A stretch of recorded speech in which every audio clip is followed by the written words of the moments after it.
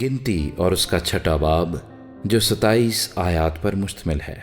پھر خداوند نے موسیٰ سے کہا کہ بنی اسرائیل سے کہہ کہ جب کوئی مرد یا عورت نذیر کی منت یعنی اپنے آپ کو خداوند کے لیے الگ رکھنے کی خاص منت مانے تو وہ مے اور شراب سے پرہیز کرے اور مے کا یا شراب کا سرکہ نہ پیے اور نہ انگور کا رس پیے اور نہ تازہ یا خشک انگور کھائے اور اپنی نظارت کے تمام ایام میں بیج سے لے کر چھلکے تک جو کچھ انگور کے درخت میں پیدا ہو اسے نہ کھائے، اور اس کی نظارت کی منت کے دنوں میں اس کے سر پر اس طرح نہ پھیرا جائے جب تک وہ مدت جس کے لیے وہ خداوند کا نذیر بنا ہے پوری نہ ہو، تب تک وہ مقدس رہے اور اپنے سر کے بالوں کی لٹوں کو بڑھنے دے۔ ان تمام ایام میں جب وہ خداوند کا نذیر ہو وہ کسی لاش کے نزدیک نہ جائے، وہ اپنے باپ یا ماں یا بھائی یا بہن کی خاطر بھی جب وہ مرے اپنے آپ کو نجس نہ کرے، کیونکہ اس کی نظارت جو خدا کے لیے ہے اس کے سر پر ہے، وہ اپنی نظارت کی پوری مدت تک خداوند کے لیے مقدس ہے۔ اور اگر کوئی آدمی ناگہاں اس کے پاس ہی مر جائے اور اس کی نظارت کے سر کو ناپاک کر دے تو وہ اپنے پاک ہونے کے دن اپنا سر منڈوائے،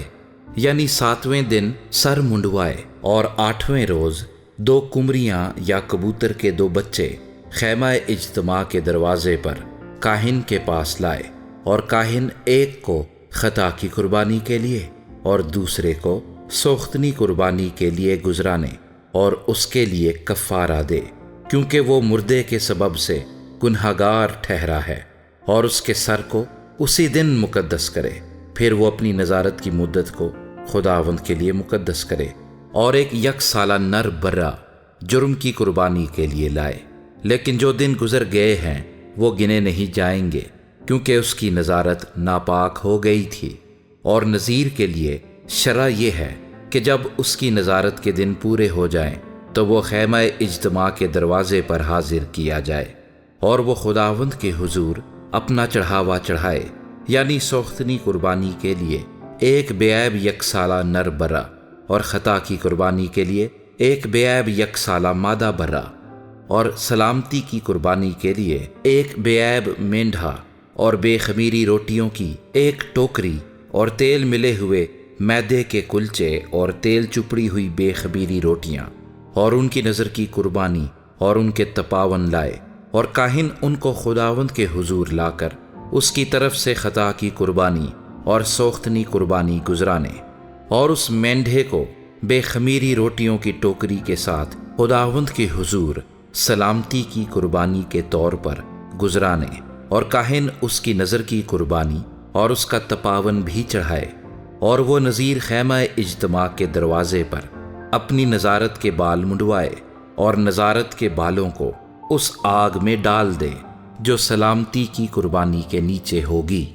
اور جب نذیر اپنی نظارت کے بال منڈوا چکے تو کاہن اس مینڈھے کا ابالا ہوا شانہ اور ایک بے خمیری روٹی ٹوکری میں سے اور ایک بے خمیری کلچا لے کر اس نذیر کے ہاتھوں پر ان کو دھرے، پھر کاہن ان کو ہلانے کی قربانی کے طور پر خداوند کے حضور ہلائے۔